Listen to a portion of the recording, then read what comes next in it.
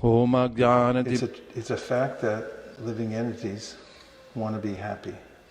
Nobody signs up for misery. Nobody prays for it. There are a few people who recognize that it's coming, so they try to preempt it by wearing a horsehair shirt or performing some austerity, sitting in fire. They try to overcome the senses, but they're really rare. Anandamayo Vyasat means the living entities want to have happiness. And there's a misunderstanding that a living entity has when influenced by ignorance. And that is that I can be happy by enjoying the senses. And even though there's an attempt to do that,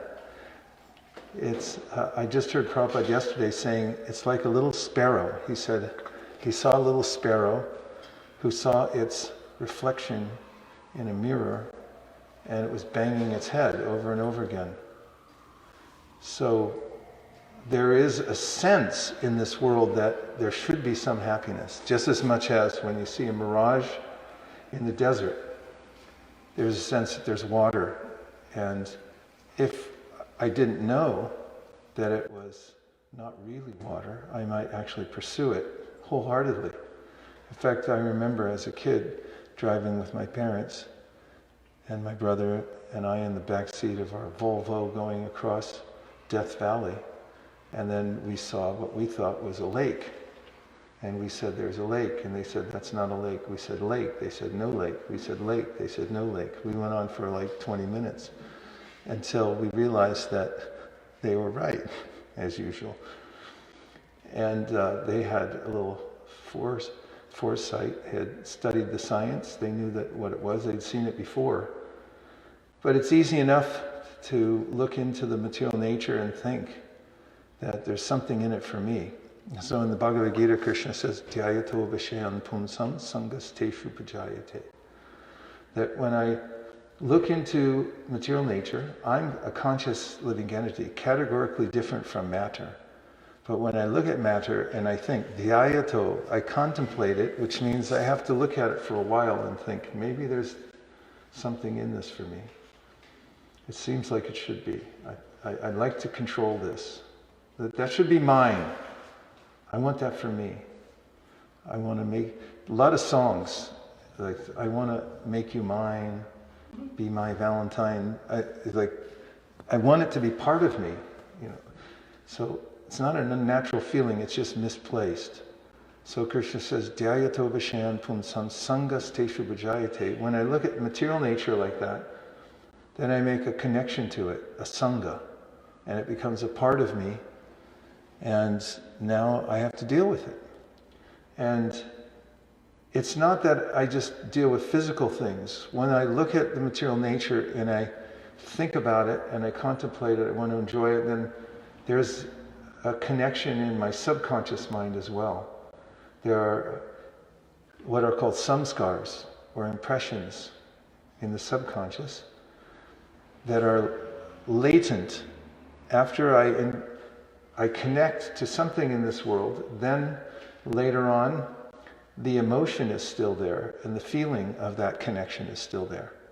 Actually, if I continue to connect with some kind of stimulus in this world through the senses, and I try it enough times, usually what happens is the pleasure from it diminishes. It starts, at first, the first time is the peak experience.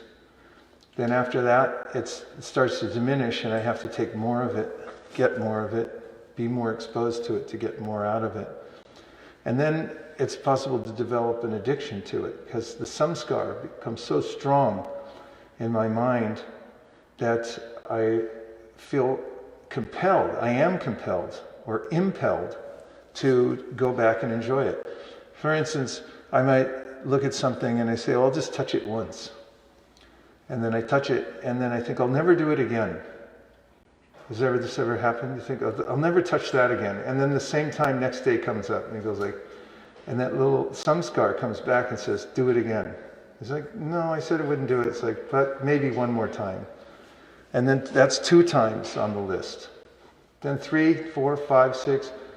You get to 10 and it starts to turn from a filament into a little thread, and from proclivities to enjoy the material world are accumulated, or I should say in the active voice, we accumulate these kinds of connections to the material world birth after birth. And then in the 11th canto of the Srimad Bhagavatam, there's a section where the four Kumaras are contemplating how it is that living entities get so attached to the material world. And to answer their question, Hamsavatar appears, in the form of a swan. And he says that, does Hamsavatar, that there's a way in which the sense objects are embedded in the mind, and we have a kind of intrinsic connection with the external world through the agency of the mind. So that's like when a little baby is born, it's inevitable that it will open its eyes and then become aware of the external environment and then start to develop connections to it in very particular ways. There are already impressions there within the subconscious mind that impel every jiva in this world to try to connect to the material world in a particular way. That's called karma, incidentally. Patanjali explains this in the Yoga Sutras, that karma means being impelled in the present moment because of our previous activities. In other words, I did something in the past that created an impression in my mind, and now I'm being forced by that. Now, of course, people think they're making free choices. This is illusion. In the Bhagavad Gita, Krishna says, Prakrite kriyamanani gunai karmani sarvasha. Ahankara vibhudatma kartaham iti manyate. He says something astounding. He says, you're not doing anything. It's being done by the three modes of material nature because of the way in which you've positioned yourself here through your association life after life. Purusha prakritisto hi bhunte prakriti jangunan karanam gunasangosya sarasad yoni janmasu. Krishna confirms this in the 13th chapter, 22nd verse of the Bhagavad Gita, where he says that because of various associations in the material world, you've developed a particular disposition, and therefore you're taking on good and bad, so-called, it's all relative in the world, it's all bad, it's manodharma, taking on various up and down positions here in this material world. So then I think I'm making a free choice. I like jazz. But that's not a free choice, actually. It's a samskar in your mind. Maybe you picked it up from your parents who played jazz records when you were having pancakes on Sunday morning. Maybe you got it from your last life. But it's an impression that is impelling you to pick a particular aspect of material nature and say, this is mine, this is for me, I like this, I like that. And we move in this world as a way we're being pushed by the material nature. So this is what Krishna says in the verse, that it's kartaham iti manyate, a person who's ignorant thinks I'm doing it, but actually it's being done by the material nature, being forced to do it. So then when I try to interact with the sense objects in the material world, which is inevitable. We find this in the 3rd canto of Srimad Bhagavatam, in the section of Kapila Dev. He's describing to Devotee the situation of a fortunate soul, fortunate in the sense that he comes to full consciousness, a little jiva who's in the womb. And of course this, as all of you know, that Chaitanya Mahaprabhu explained the same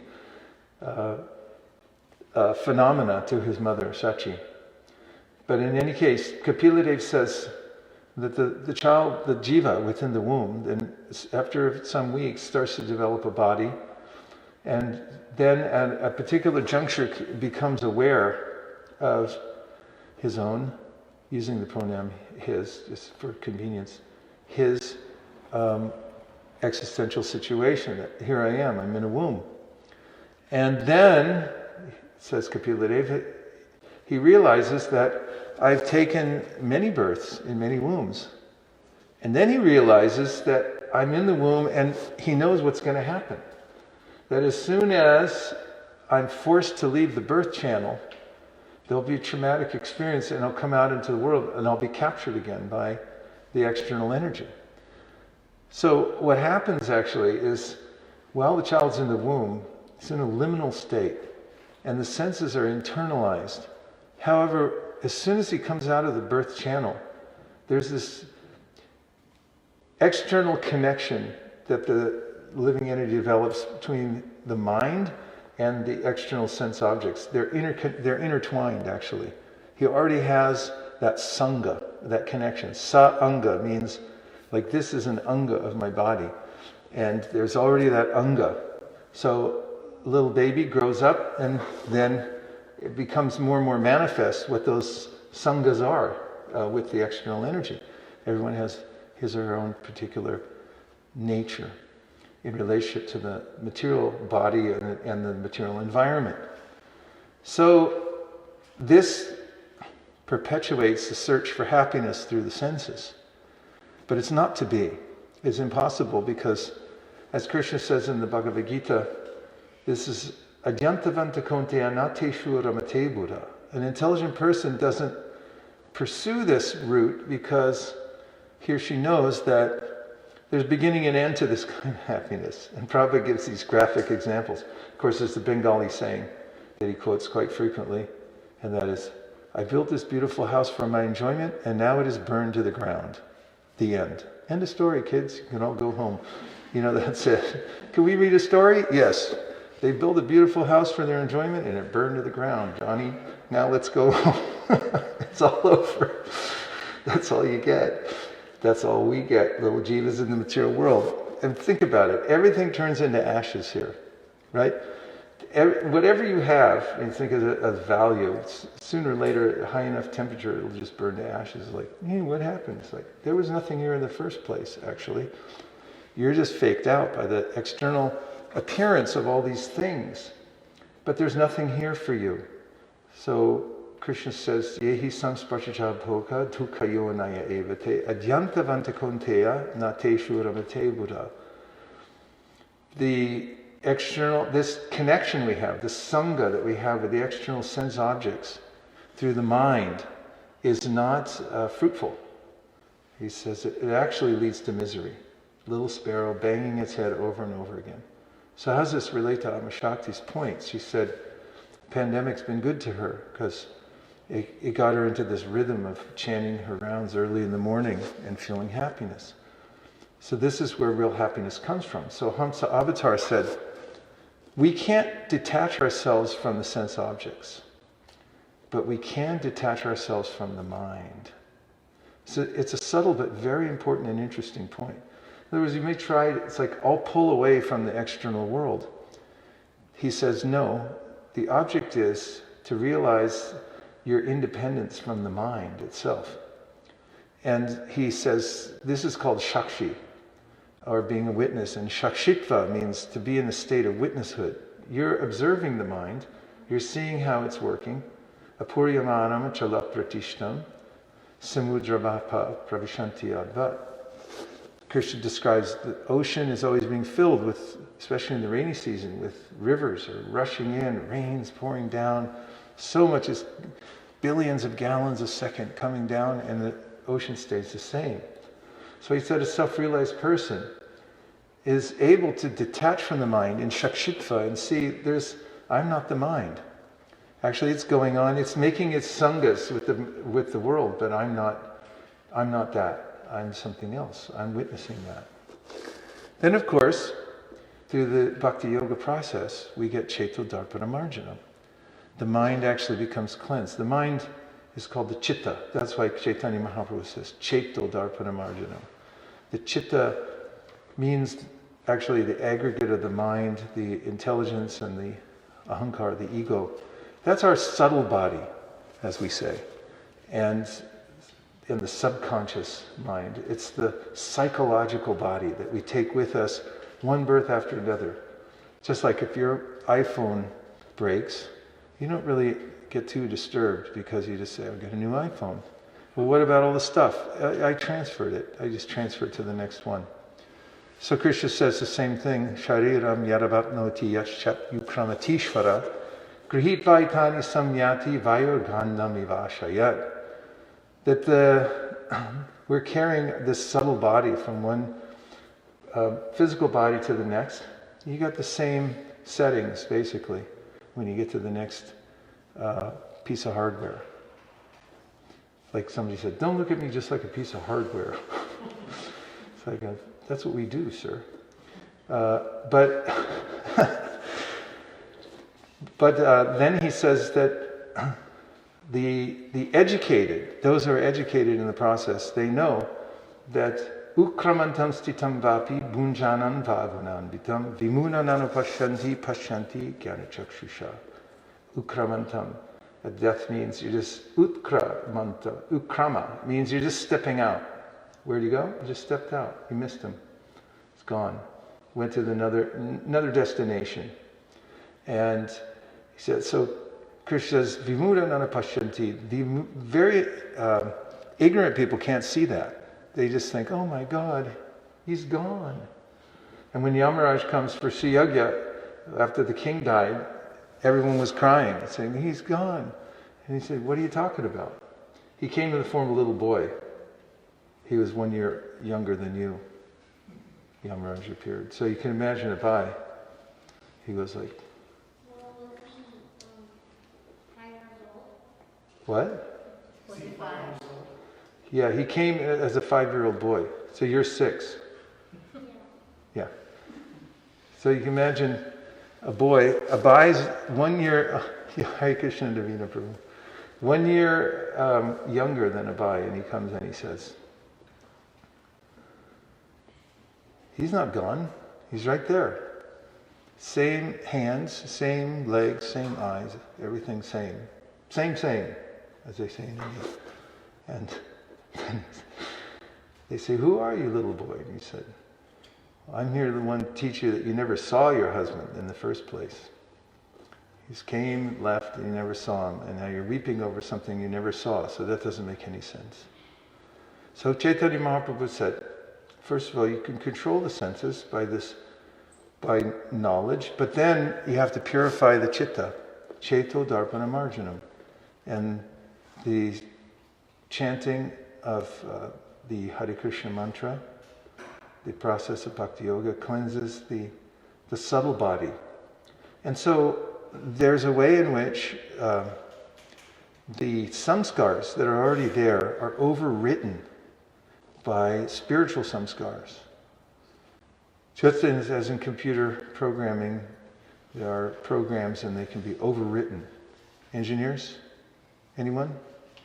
Not in Silicon Valley anymore? Okay, yes, thank you. And you can overwrite them, right? And the other ones just sort of disintegrate. The new one takes precedence and comes into place. So similarly, we create new samskars. And it's not that we then become unattached to anything. We still have the same ambitions, same desires for enjoyment, but now we can experience them in reality, as we're actually connecting to the substance and not just the reflection of the form of it all. So what Atma Shakti said and shows by your example, getting up early, chanting your rounds early in the morning, and developing that attachment for that process, being very respectful of it, and hearing the name of Krishna. This is the main means to purify the mind. It's a vibration that is not from this world. And Prabhupada mentions that if you listen and you hear that it is, you may become intrigued by it and notice that you've never heard anything like it before. Then you may lose track of time also, that I'm chanting, but I'm not. It's a good sign, and also it's a good sign too, if you come to the end of your prescribed rounds, like you're pulling down your beads and you realize that you came to 16 and you think, oh, I don't want to stop now. Which is better than pulling down 1 and thinking, oh no, I have 15 more to go. This is kind of in the flow of the mind, But if we can become absorbed in these transcendental sounds and find happiness, Krishna says this in the 5th chapter of the Bhagavad Gita, the one who can find happiness from within becomes truly fortunate to take shelter of that, like Atma Shakti is doing early in the morning and feeling kind of peace. It's interesting also that a conditioned mind gets used to distraction. It's a kind of, it's not enjoyment actually, but it's what I'm used to. And for instance, somebody goes to a beautiful place and it's like, what are we going to do now? It's like, why don't you just sit here for a while? Let's do something. Did you bring some golf clubs or something we can do other than just be here? It's very difficult to, it takes work, practice, to actually appreciate non-distraction. Yes? Well, Krishna was very kind in a lot of different ways in this aspect, because in LA, as well as all over the place, things slowed down. The air in Los Angeles became clear. It was very quiet for a long period of time during the shutdown, and it was very, very conducive to sadhana. I mean, praying for everyone and things to get better in this awful pandemic, but at the same time, it was a rare opportunity, because I'm not on top of a mountain, I'm not living in the country, I'm right in the middle of a big city, and the city was quiet, and I could think, and I could do my sadhana, and everything was better. And because I had that taste, which I hadn't had before, because I was just too busy, too many interactions, relatives, going here, going there. But because I had the taste where none of that was happening, it's stayed with me, and it's expanded. I have to show that I'm smiling. It's a way we express ourselves a lot in response to what somebody's saying, but we don't get to see it nowadays. Like, are you smiling or are you frowning? I can't tell. Yeah, it's kind of like a reset button that we had an opportunity, the whole world, all at the same time, to take a break. I remember when it first reports came out, animals were coming into the city going, hey, what happened? Where'd you guys go? But it is a frantic pace. Prabhupada used to point that out. The frenetic nature of running from one place to the next. Are you okay back there? You can, if you're comfortable, there's chairs here available. Please come. So let's see if there's any reflections or questions.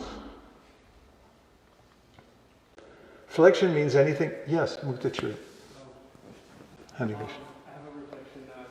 I'm thinking about the senses, and I'm thinking about maybe I used to have a cookie, but now I'm trying to dovetail it to have a burpee.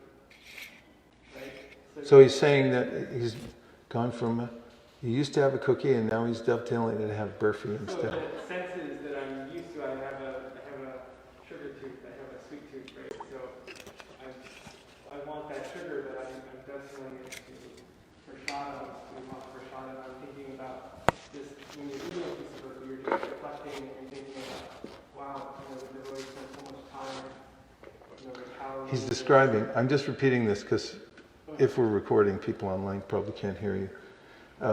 He's talking about the way in which he considers the love and devotion with which devotees cook the burfi, and it's a different experience than eating like an ordinary cookie. Right. So just appreciating that and dovetailing that, my sweet tooth. Dovetailing sweet tooth towards prasadam. Yeah. And of course, this is an important principle. Krishna describes in the Bhagavad Gita, Vishaya vinivartante niraharasa dehina rasavarjam rasopyasya param drushva nivartate. That at first, he says, if you're living a regulated life, in your mind you may be thinking that, oh, I wish I had it anyway. Like, please, could I have one? But he says, once you get a higher taste, then the lower taste disappears. You just drop it, and you're already on a higher platform. And so what Mukta Chrit Prabhu is pointing out is an important principle. It's not that we're negating anything, but we're transferring, we're upgrading to something that's better. And what's better is those things that are in connection with Krishna. For instance, just the sense, that is S-C-E-N-T-S. Sense that one experience. Hare Krishna. See, I don't recognize everybody at first. Good to see you. Hare Krishna Rasa Sindhu. You know, with that black mask, it looks like a beard. So you look kind of like a sage from the Himalaya. You have a sage-like quality anyway, but when you do that, it really looks like it. Once when I was in New York City, we were in front of the New York Public Library, the first place in America where Prabhupada's books ended up before he came to America. And I was with my godbrother, Kashi Ram, and we were distributing books out there, and he was really into giving Mahaprasadam to people, like right from the altar. So he'd always bring a little container with Radha Govinda burfi. And, you know, he'd take it with, of course nowadays people look at you funny, he'd just take it with his hand, here, take this, to distribute. He had so much faith in Mahaprasadam also, he wanted everybody to have some. So we were standing on one hot summer day outside there, and there was a European family, very friendly, husband, wife, 2 kids, and the 2 kids had gigantic ice cream cones. And the man, very friendly, he had just purchased a book or 2 from my godbrother, and then he pulled out the burfi and said, here, take this. And he handed a piece to each one of the kids, and it was ragatmika bhakti. They didn't calculate it. They just took the burfi and dropped their ice cream cones in the garbage can spontaneously, and they took the burfi. I always thought of that when this transfer from one thing to the next. It's like, this is no... Somehow they sensed this was better, you know, looked nicer to them. They took it. Yeah, so it's important to get a higher taste because just philosophy won't do it. You actually have to experience something. So in the Upadeshamrita, Rupa Goswami mentions this, that niyamagraha, don't just do it just to do it, but you should actually get something. You should walk away with a taste.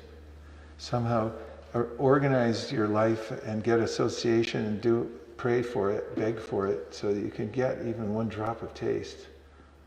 And if we get that, it's the most valuable thing, because then it's natural that we'll start pursuing that more and more. We'll know that it's real. Thank you, Mukta Chrit. Any reflections or questions? Yes, Sri Madhava Mahotsava Prabhu. I was just reflecting on, you were talking about like getting a higher taste. He's mentioning the principle of the higher taste. Yeah, and how the mind can, be attached to some sense object. And how the mind can be attached to some sense object. But it's not really, it's just the mind being attached to a sense object. Just the mind being attached. I was just reflecting, I was thinking there are sometimes examples of devotees who have done lots of service. There are examples of devotees who have done lots of service. Or like, let's say 2 devotees, and one may somehow or other, have some sort of attachment for the material nature. And 2 devotees doing service, one might have a specific attachment to the material nature. Yeah, like An anartha. And another one may just be fully able to, get the taste of Krishna consciousness. And the other person may get a full taste for Krishna consciousness kind of naturally. So is there like a part, like I was thinking of, like maybe it also, it just depends on Krishna's mercy as well. Like, And does it just depend on Krishna's mercy as well?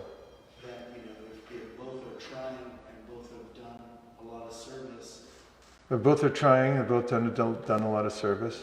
Then how is it that one may be, or yet again, attracted to the material? How is it that one may still be attached to the material world and the other one just makes advancement in devotional service? So does one get like Krishna's mercy and the other one? Krishna's mercy is there, it seems like in one, but what about the other?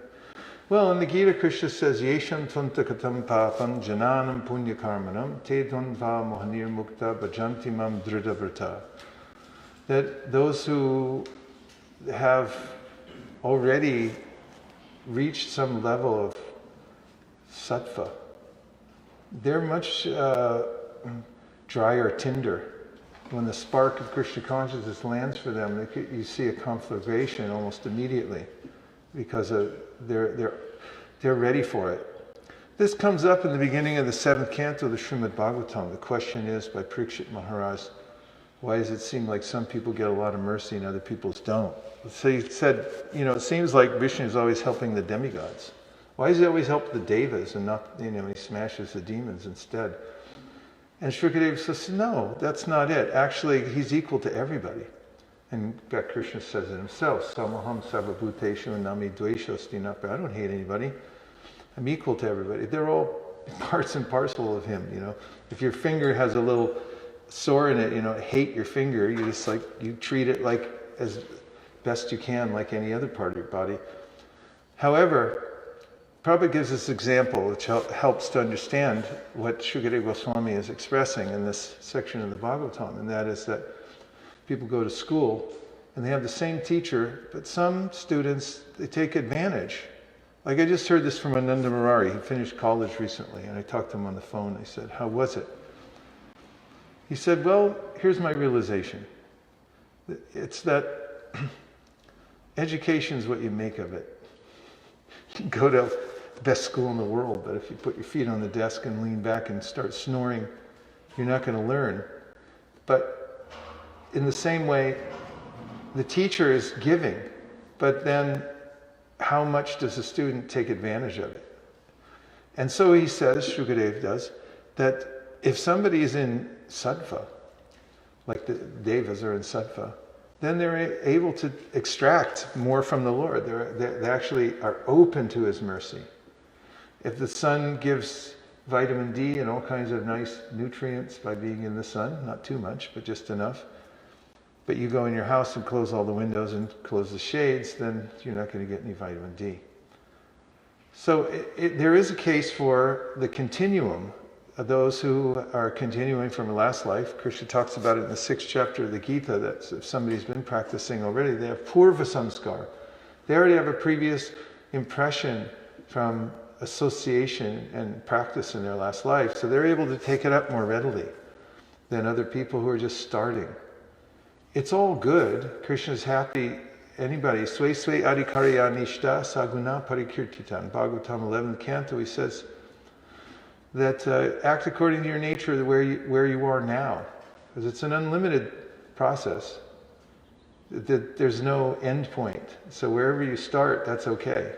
But just start according to what you can do now. But yes, there are ways that you put two people together and one may become apparently more advanced than the other who gets spaced out. And sometimes people fool you because it also depends on Krishna's mercy, but it depends a lot also on the person's heart and intention, because Krishna notices that more than anything. Tesham satata yuktanam bhajatam priti purvakam tadami bhuti yogam tam yena mamupadi ayantite. You may be the most apparently unqualified person in the world, but because you're sincere, somehow or other you have that desire that, please, Krishna, I want to be part of this. He may just open the door for you. And we saw so many mercy cases walk in the door. They, in ISKCON, still do. And I'm one of them. So nobody can complain. Like, who let that guy in? It's like, who let you in? That guy shouldn't be here. Neither should you. Or anybody else. So, Krishna gives a special mercy, but especially for those who really want it. Somehow, if somebody develops some sincerity, and then this question of like, Where does it come from? Well, it's a very interesting point. I mean, yes, there are previous samskars. There's very much, Rupa Goswami mentions this in the Bhakti Rasamrita Sindhu, that when somebody becomes attracted to pure devotional service, then it's a given that he or she has had association with Vaishnavas sometime, because there's this agyata sukriti that comes from association with a devotee. And then, when you have enough of that, what's called bhakti mukhi sukriti, then there's a way that Prabhupada describes your heart is like a bank account. And when you have enough credits, you've filled it up enough, then you can purchase Krishna. You gotta fill it up a little bit, fill the bank up a little bit, then you can get it. But if you read 1866, Sarvadharman parityaja mamekam sharanam vraja aham tvang sarva papebhyo mokshayishami masucha. Krishna says, surrender unto me, I'll take care of everything else. Don't worry about it. Modern translation. And so then Prabhupada says in his purport that, what can we do? Song and dance? More music? I can entertain. Do, do, do, do, do, do, do. You're being very good. All day I've seen you're good. And I'm really glad to see you. So, I forgot what I was saying. Yeah, Sarvanam Yaja. So he says there that anyone at any time can decide to surrender. It's the nature of the living entity. Just because you have conditioning doesn't mean that you can't change your mind. It's like, nah, I changed my mind, I'm going to opt out. There's an opt-out card you can sign at any time. So you want to sign it? I don't think so. I just want to be an advanced, so-called. It's like you give it to somebody else who looks like they're the worse off person, the runt of the litter. Like, what happened to you? I don't know. You want to sign this? I'll sign it. And then, Kirata hunandar pulinta pulkashab hirashumba yavana kasadaya yene chapapa yarapashraya shraya shudyanti tasmai pravavishnavi namaha. This is the theme of the Bhagavatam throughout, and Chaitanya Mahaprabhu's teachings, which are the Bhagavatam. He says, doesn't matter who you are, you can be from the dregs of the earth. And if you decide to take shelter of Krishna, then you become a great soul. You get elevated to that point. Viprad vishad gunayatara ravindanaba padara vindamukha shabachan varishtam manye chadarpitabano vachine hitarta punam. Prahlad Maharaj is saying that if somebody who's a dog eater, Swapacha means actually dog cooker. If people go home for Thanksgiving, what are we having? Dog again? But it's your favorite kind. And so she says Swapacha. They're a Swapacha. But they're sincere and they say, I'm a devotee of Krishna. I mean, what it's saying, that's their background. If they go home, that's where they're going. They're going to a little barbecue pit and there's dogs hanging in it. That's their background. But if they're sincere, he said, they're better than some so-called brahmana who has all these mantras and tantras and everything like that, but doesn't have that faith in Krishna. It's proven in that story about the wives of the brahmanas. They already had the spontaneous attraction for Krishna.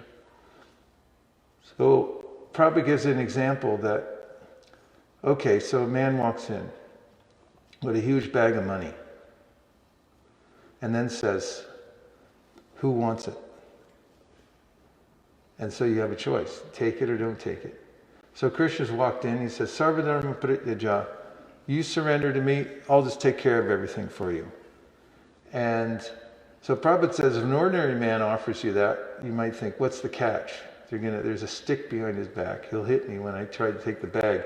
But with Krishna, that's not going to happen. It's just an open offer. It's like anybody, anywhere in the universe, and I don't care who you are, what you look like, or where you came from, if you take this and you say, okay, I surrender to Krishna, I'm doing it, and that's final, and I'm signing the thing, and I don't care what anybody says.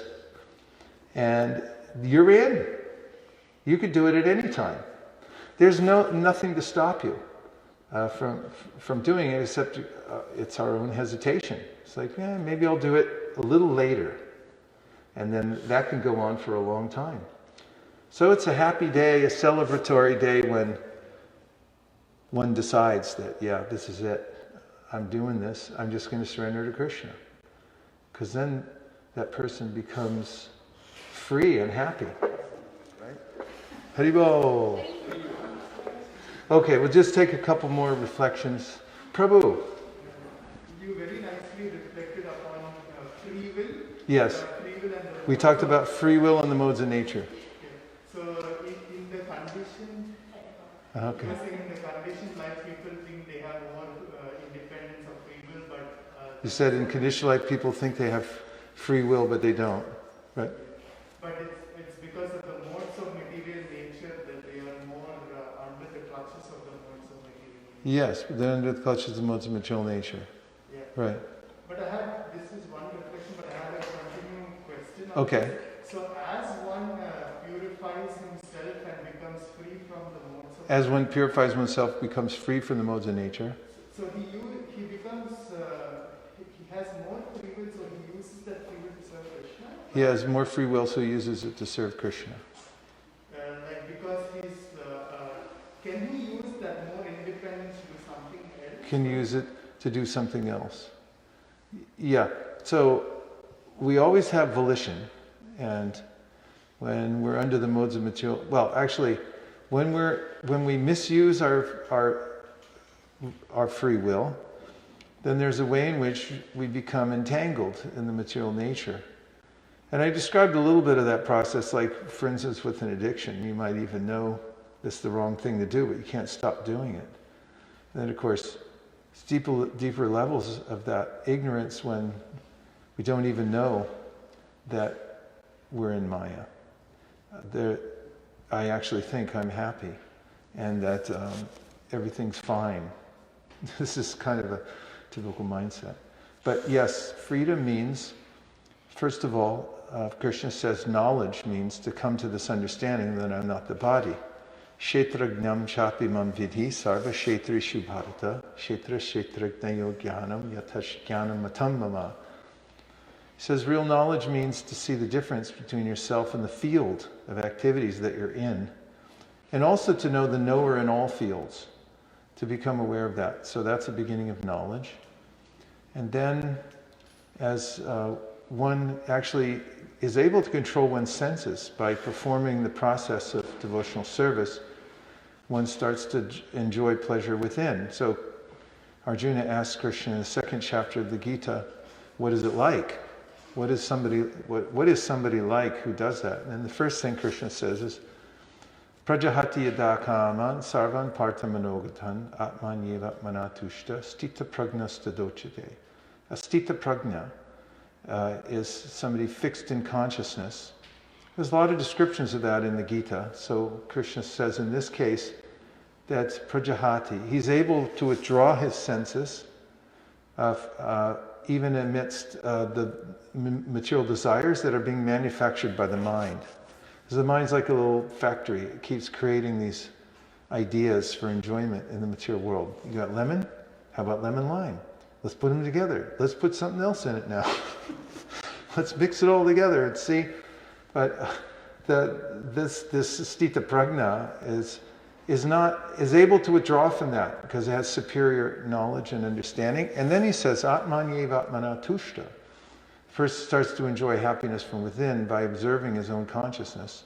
Stita pragnasta dochite. That person is said to be fixed in consciousness. He goes on with the description of how the person is like a tortoise, can bring its limbs within the shell at any time.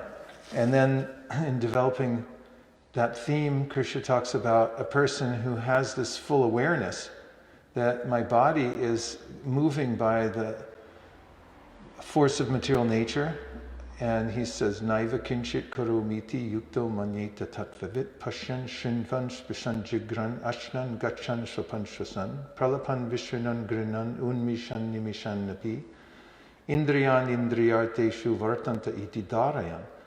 That the person who's in divine consciousness, he says, is aware that although I'm sitting within a mechanical body, biomechanical machine, has some psychological aspect, he notices that it's receiving, it's giving, it's evacuating, it's drinking, it's opening and closing of the eyes, but I'm not doing that. I'm separate from that. I'm just observing that happening.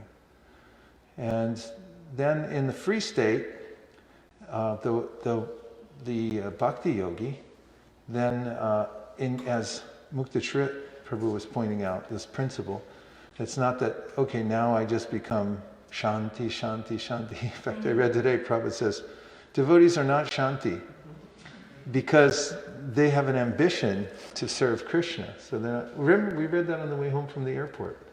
Remember?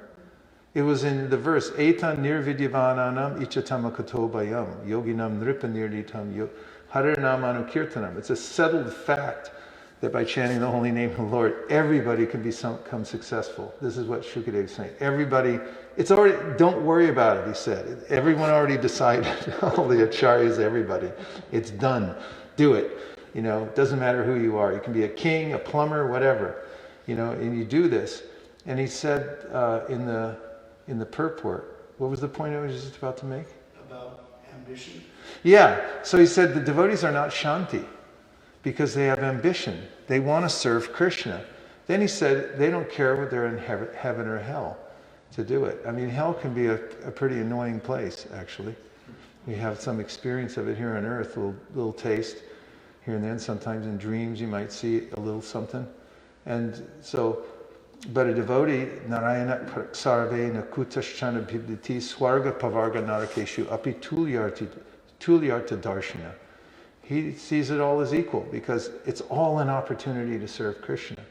So yeah, he starts using his free will more and more. And he gets energy for that because he gets an order from Krishna through the parampara and says, isn't there like spiritual entrepreneurs? It's like, I want to take this, I want to take it to the moon.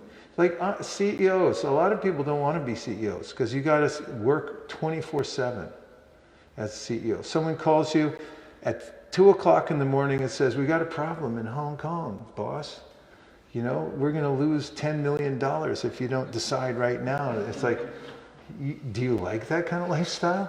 Devotees live like that all the time. Just keeping New Dwarka going, you know. It's like that constantly.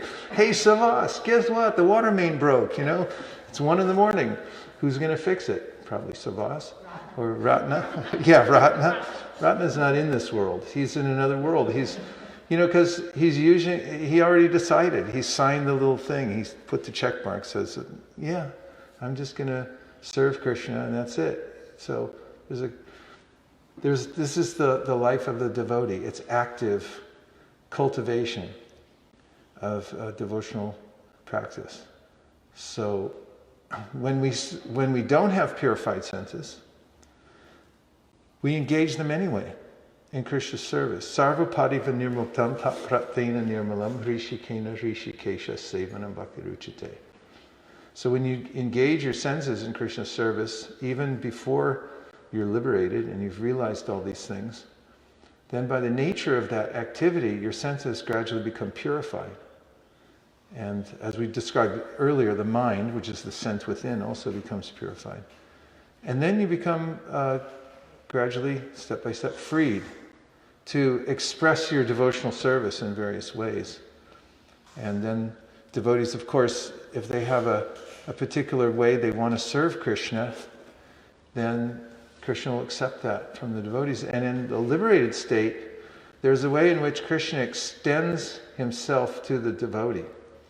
As the devotee goes through the various stages of devotional service, beginning with Adau Shraddha Tata Sadhu Sangata Bhajana Kriya, you know, they're practicing, and then they go through Anartha Nivritti, and then they're going through they reach the plane of ruchi, and then asakti. Around asakti, then when they become very attached to Krishna, exclusively attached. Like you see people play the violin, they don't care about anything else but the violin. Have you ever met anybody like that? That's their life. It's 10 hours a day practice violin. That's asakti. It's like, what do? This is my life. Krishna, only. Krishna, kama, only. So that's asakti. And in these advanced stages, Krishna extends himself to the devotee in a way to put into his mind a particular kind of way to serve him. And the devotee feels, says Rupa Goswami, that this is my idea. I want to serve Krishna in a particular way. Krishna wants him to serve in a particular way. And then there's this sort of mutual effect. Krishna extending himself to the devotee, and the devotee's will to serve Krishna in more and more specific ways grows. And then that manifests in the devotee admiring and becoming attached to devotees who are already eternally liberated. So in the Upadeshamrita, Tannama Rupa Charitari Sukirtananu Smrityo Kramena Rasana Manasini Yoja Tishtam Brajetanana Ragi Jananugami Kalam Nayeda Kilam Vitubedesha Saram. Rupa Goswami says this is the essence of all advice, bhakti, when you take to the process, and especially emphasized is the hearing and chanting.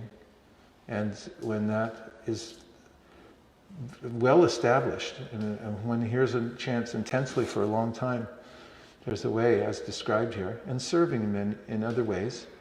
The devotee starts to become attracted to hearing in a specific way. It shouldn't be imitated or done prematurely, but it's a fact that the devotee becomes attracted.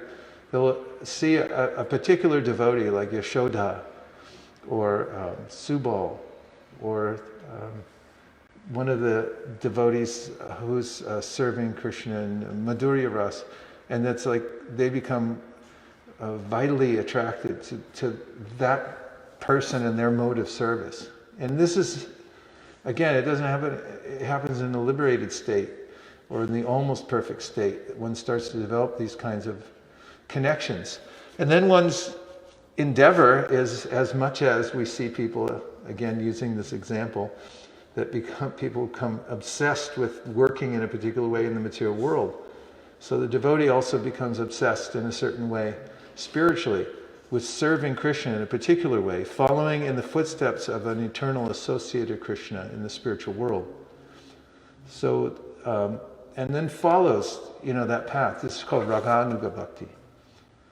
And so that in the liberated state, yes, the devotee, also in that, it's important to point out the devotee follows very strictly the rules and regulations externally, but internally the cultivation goes on of, aspiring to serve in a particular way under the protection of a particular parishad or eternal devotee of the Lord. Okay. I don't know if that microphone's working, but it has a lot of blinking lights on it, so it's kind of cool. It's like the Wizard of Oz or something, Okay, we'll take one more. Yes, Prabhu. Hare Krishna. Ekachakra Pran. This is my first time here at the LA Temple. Haribo! Thank you. So I'm just wondering, what about this community, this Sangha, this temple, do you appreciate? What makes it special? Well, I have a lot of memories here of Los Angeles. I mean, the first time I came down here from San Francisco, I was on traveling Sankirtan with Banabhata Prabhu, and we came down here because we wanted to get some association, and I noticed that everything was done on a grand scale here. We were part of the San Francisco temple, but all the festivals were very mind-blowingly huge in New Dwarka. It was very opulent here, and there were a lot of devotees. By the time I got here, the whole BBT was here. Prabhupada had moved the BBT from New York to here, so everybody lived here, and you had all these really great kirtaniyas. that just flowed into New Dwarka, and then so there were huge festivals, great kirtans. One thing I do remember as a brahmachari coming here for Janmashtami, there was a huge cake. Was that on Janmashtami? A cake that had to bring in with a tractor. That's in Dwarka. Forklift, yeah. Forklift, and things like that. And then, Prabhupada spent a lot of time here.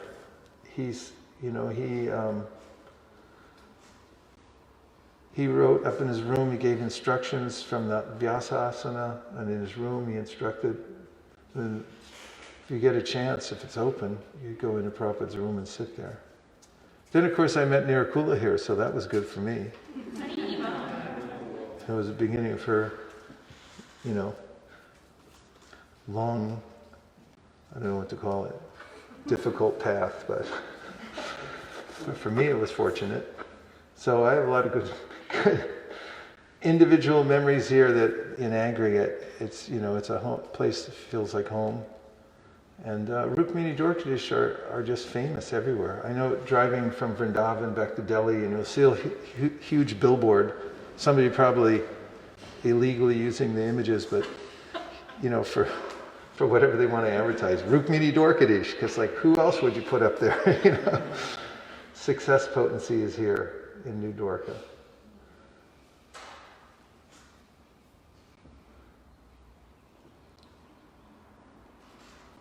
How are you all doing? Oh, good.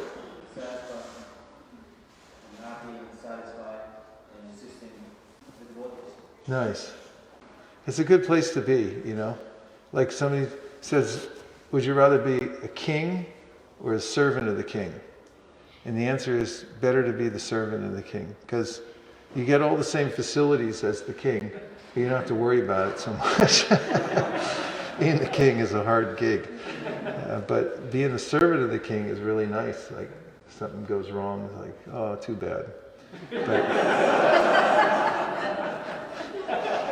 So we're like that, You said assistant, and that's a nice place to be. You just be a part of it. Be a part of wherever you can serve, whatever you can do to add your enthusiasm to Lord Chaitanya's movement, and he reciprocates with everybody who does that. And there's no limit to how much service you can do, because Chaitanya Mahaprabhu will give you unlimited facility. And Krishna says in the Gita, Ananyas chintayantamam ye jana paripasate tesha nityabdyuktanam yogakshema mahamyaham.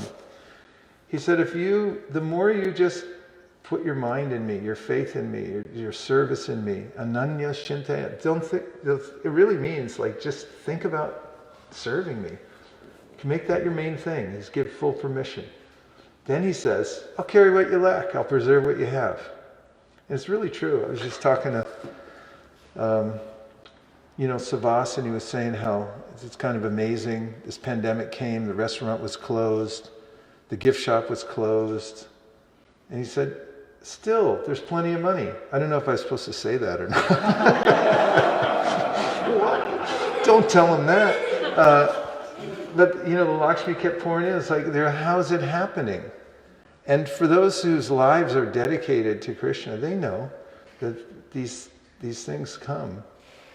Of course, it's not to say that, devotees don't sometimes have hardships and go through various things, but there's a way in which even those things, in the long run, they end up being some of the most important and learning experiences that devotees have that strengthen them. Because Krishna's expert, perfect, and complete and whole, and he's the one who really cares about us.